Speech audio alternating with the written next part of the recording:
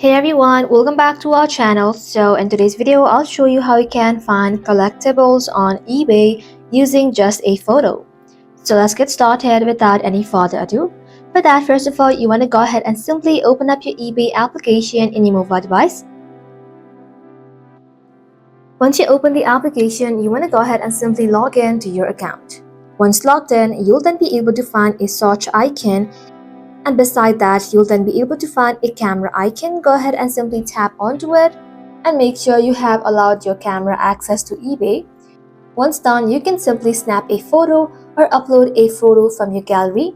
eBay Visual Search will instantly find a similar listing on the platform, perfect for collectibles like action figures, card, or retro gear.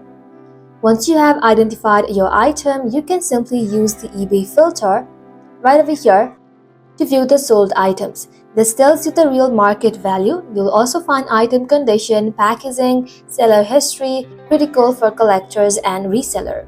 And that's it. That's simply how you can find collectibles on eBay using just a photo. Thank you all for watching the video till the very end and stay tuned until our next upload.